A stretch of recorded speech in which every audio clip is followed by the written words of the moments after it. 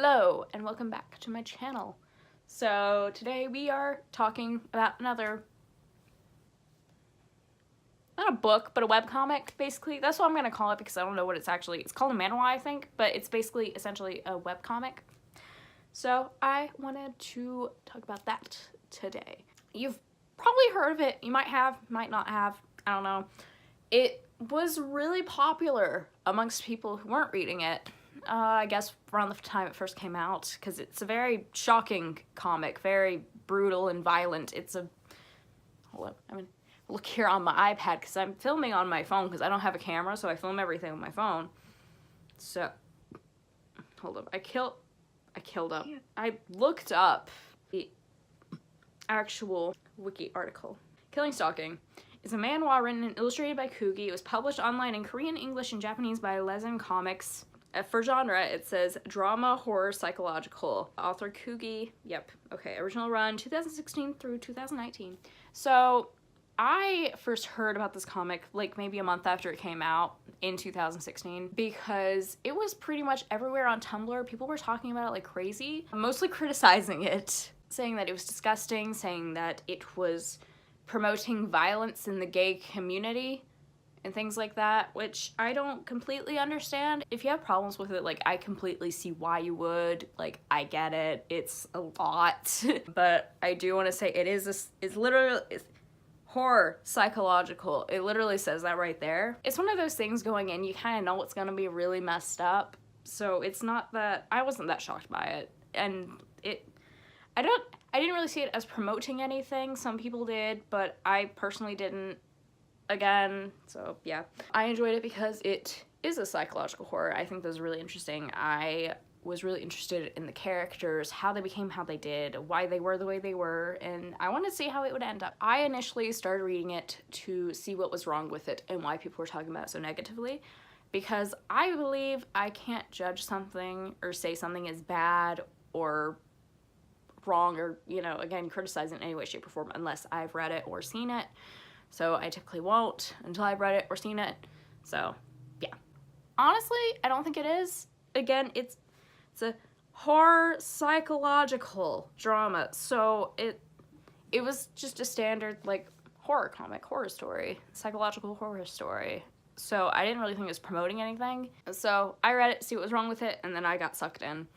So I'm gonna explain the plot a little bit in case you haven't read it, but you're watching this video. I don't know why you would be watching this video if you hadn't read it, but I'm gonna... Anyway, okay. So basically, it's about this guy, Yoonbum, who is a stalker. It's part of the reason why the title is called Killing Stalking. He's a stalker. He has habits. It goes back into like his childhood and shows different things, but basically it shows, you know, habits of how he would get really obsessed with one person and take it to the extreme. Stalking them, you know, getting obsessed with them, like, to the extreme.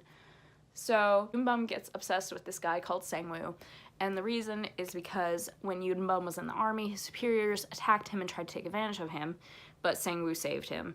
So Yoonbum got this idea in his head that Sangwoo was just a really great guy, so kind, so caring, one of the best people in the world, just so amazing, and got obsessed with him. And basically kind of fell in love with him in his own way. So Yoonbum, again, taking this to the extreme, decides to break into Sangwoo's house while Sangwoo isn't home.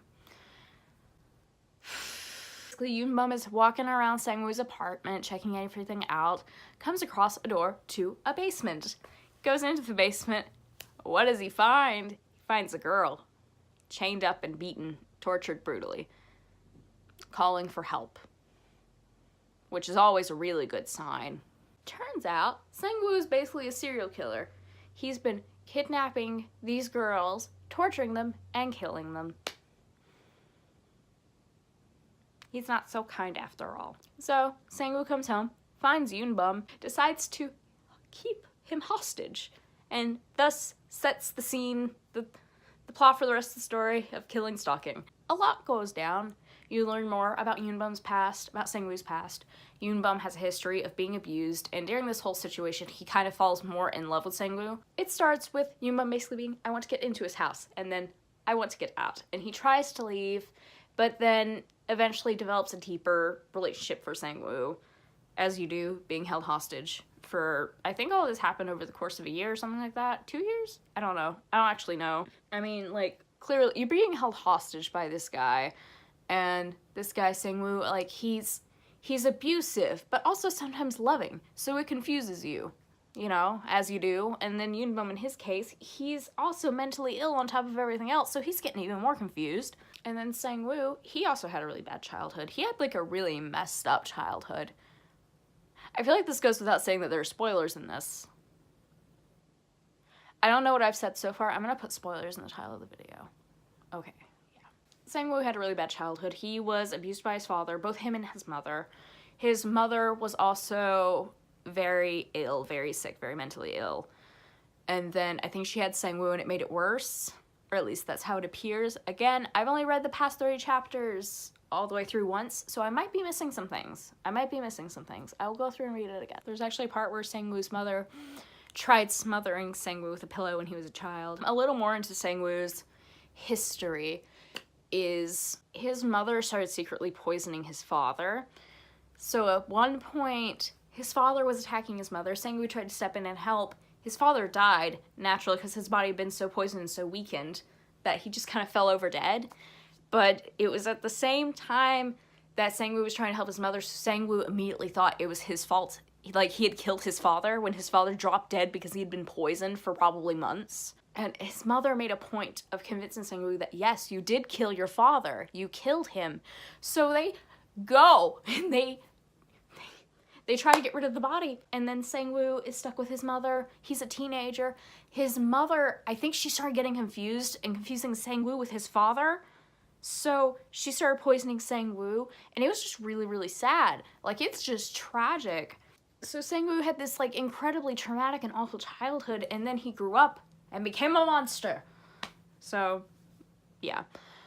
I am really interested in how Sang-woo became the way he did, like, everything that led up to that, and I'm interested in the way that he actually started killing people, like, the whole, like, going into it, I'm just interested in the whole, like, story of Sang-woo. I think it's so interesting. He is so interesting to me. I hate what he went through. Definitely deserved to be in prison, though. Like, I understand why he came out the way he did, but he definitely deserved prison, and, yeah, I think the way the story ended, I think, was perfect. I think Kugi handled it perfectly. I think this comic needed to have a tragic ending. I think it needed to end with Sang-woo dying. It needed to end with Yoonbum dying, because I don't think Yoonbum could have moved on.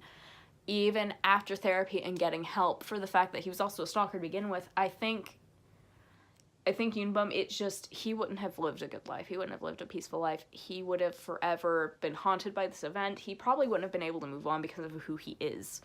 So I think it was necessary for it to end the way it did. And then also, I love when stories go for full circle. It went full circle. I love that. I love stories that end like that. Also, while all this is happening, there is a police officer, Soon-bai, who is trying to help save Yoonbum. He knows something's up. He knew something was up from the very first chapter. He knew something was going on. And he has been trying to help Yoonbum during this entire situation, including going against his own workplace and risking being fired. Soon-bai went above and beyond trying to help Yoonbum, and in the end he did save Yoonbum. But it ends, basically, with Yoonbum going to visit Sang-woo one last time, finding out he's been killed. Well, not killed, he was killed, but the hospital initially thought that he just died due to complications. But turns out Sang-woo had been murdered by a grandmother. He'd been smothered because he'd been calling out for Yoonbum. So this old lady grabs a pillow and smothers him, and it kills him, which is very poetic. But Yoonbum goes to visit him, finds out Sang-woo's been killed, is incredibly upset and distressed, ends up going back to Sang-woo's house one last time. And I think another sign of how far gone Yoonbum was is the fact that he still loved Sang-woo and wanted to put a ring on his finger, and that was the one thing he really wanted to do, which is really, really sad. Like, during this whole thing, you know, I'm like, Yoonbum, you need help, but it was just really sad, though, that he was like, I want to put a ring on his finger, even after everything Sang-woo has done to him. It's just such a sad situation. I mean, I fully believe that Yoonbum deserved to get help and live a good, full, and happy life, but I don't think that could have happened.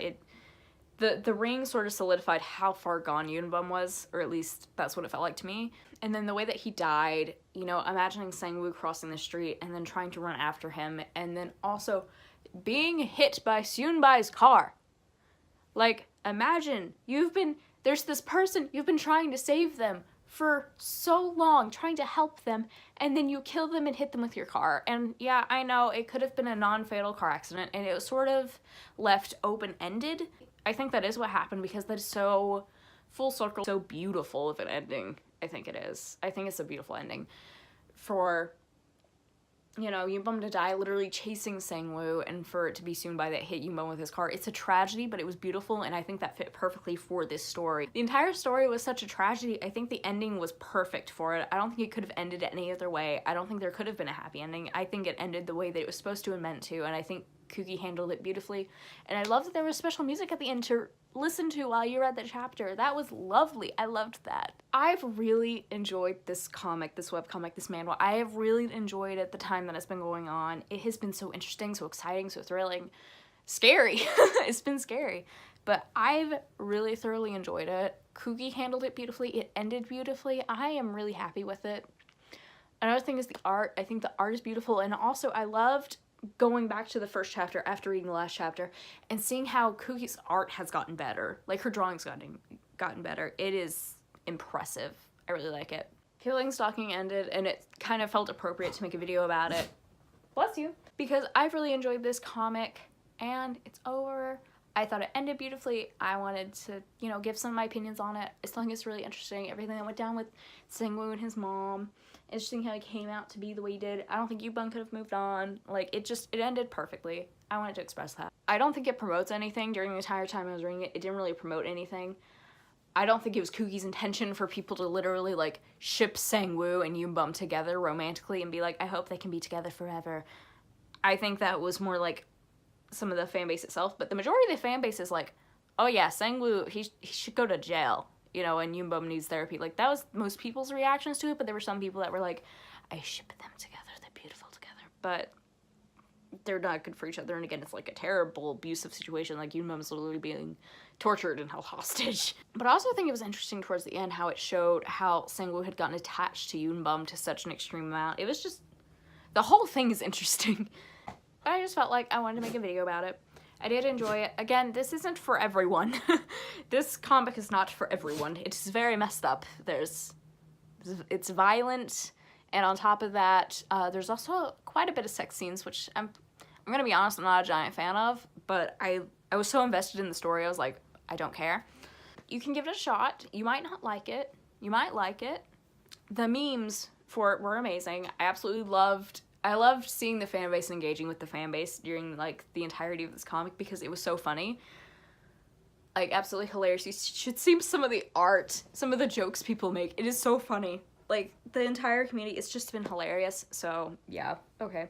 I think I've said all I needed to say, all I wanted to say. But if you have read the comic and you like the comic, you should comment below or message me or something, because I'd love to talk about it. Because I only have, like, one person that's been, like, keeping up with this comic, likes this comic, and even then, she hasn't caught up with it recently, so I feel bad. I've been talking to my friends who have no idea what the heck this is about. But okay, I think I've said my piece, so I'm going to go.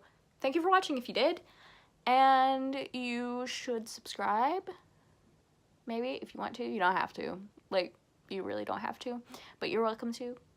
I talk about books on this channel, and drawing, and two specific YouTubers, and some other stuff in my life and things. So yeah, you are welcome to subscribe if you want to. You don't have to, but you should like this video, and I hit myself in the face if you liked it. So yes, okay. Thank you for listening if you did, and watching. I appreciate you greatly. I really, really do. Thank you very much for watching my videos. So yes, okay, thank you, and goodbye. I will see you next week, I hope, or some other time soon. Have a good, wonderful, beautiful day. Don't get kidnapped. Don't kill people. Okay. Thank you. Bye-bye.